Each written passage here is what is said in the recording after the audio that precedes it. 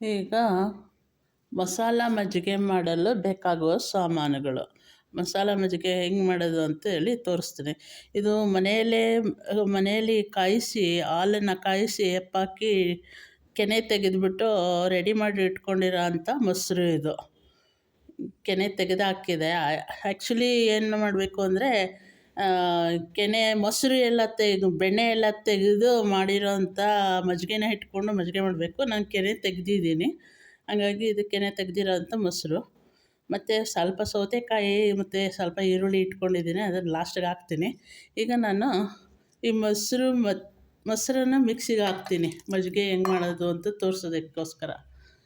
ಮಸಾಲ ಮಜ್ಜಿಗೆ ಈಗ ಸ್ವಲ್ಪ ಕೊತ್ತಂಬರಿ ಸೊಪ್ಪು ಇಟ್ಕೊಂಡಿದ್ದೀನಿ, ಸ್ವಲ್ಪ ಪುದೀನ ಇಟ್ಕೊಂಡಿದ್ದೀನಿ, ಸ್ವಲ್ಪ ಈರುಳ್ಳಿ ಇಟ್ಕೊಂಡಿದ್ದೀನಿ, ಸ್ವಲ್ಪ 2 ಕರಿ ಲೀವ್ಸ್ ಹಾಕ್ತಾಯಿದ್ದೀನಿ, ಸ್ವಲ್ಪ ಶುಂಠಿ ಹಾಕ್ತಾಯಿದ್ದೀನಿ, ಸ್ವಲ್ಪ ಜೀರ್ಣಶಕ್ತಿಗೆ ಜೀರಿಗೆ ಹಾಕ್ತಾಯಿದ್ದೀನಿ. ಇದಿಷ್ಟನ್ನು ಹಾಕಿ ಮೊಸರನ್ನು ಇವಾಗ ಶೇಕ್ ಮಾಡ್ತೀನಿ. ಈಗ ಮೊಸರು ಈ ಥರ ಶೇಕ್ ಮಾಡಿ ರೆಡಿ ಮಾಡಿಕೊಂಡು ತಂದಿದ್ದೀನಿ. ಇದನ್ನು ಶೋಧಿಸ್ಬೇಕು. ಇವಾಗ ಈ ಮೊಸರು ಇಟ್ಕೊಂಡು ಈ ಥರ ಪಾತ್ರೆ ಇದಿಟ್ಕೊಂಡು ಈಗ ಶೋಧಿಸೋದಕ್ಕೆ ಹಾಕ್ತೀನಿ. ಈ ಥರ ಮಸಾಲೆ ಎಲ್ಲ ರುಬ್ಬಿರೋದೆಲ್ಲ ಇದರಲ್ಲಿ ಉಳ್ಕೊಳ್ಳುತ್ತೆ, ಹೆಚ್ಚಾಗಿರೋದೆಲ್ಲ. ಇದಕ್ಕೆ ನಾನಿವಾಗ ಸ್ವಲ್ಪ ಸೌತೆಕಾಯಿ ಹಚ್ಚಿಟ್ಕೊಂಡಿದ್ದೀನಿ ಸಣ್ಣಕ್ಕೆ, ಇದನ್ನು ಹಾಕ್ತೀನಿ.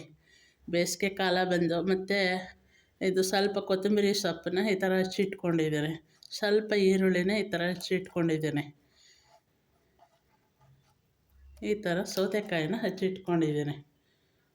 ಇದಕ್ಕೆ ಸ್ವಲ್ಪ ರುಚಿಗೆ ತಕ್ಕಷ್ಟು ಉಪ್ಪನ್ನು ಹಾಕೋಣ.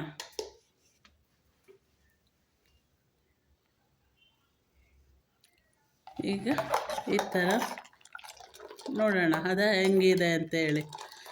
ಆಹಾ, ಹೇಗಿದೆ, ಸಖತ್ತಾಗಿದೆ, ದೇಹಕ್ಕೆ ತಂಪು.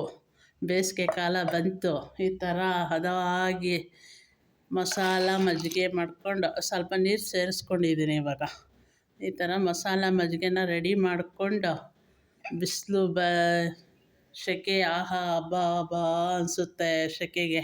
ಈ ಥರ ಗ್ಲಾಸಿಗೆ ಹಾಕ್ಕೊಂಡು ಕುಡಿತಾ ಇದ್ದರೆ ಮನಸ್ಸು ದೇಹ ಎಲ್ಲ ತಂಪಾಗುತ್ತೆ. ಈ ಥರ ಮಸಾಲ ಮಜ್ಜಿಗೆನ ಮಾಡ್ಕೊಂಡು ಆರೋಗ್ಯಕರವಾದಂಥ ಪಾನೀಯನ ಸೇವನೆ ಮಾಡಿ.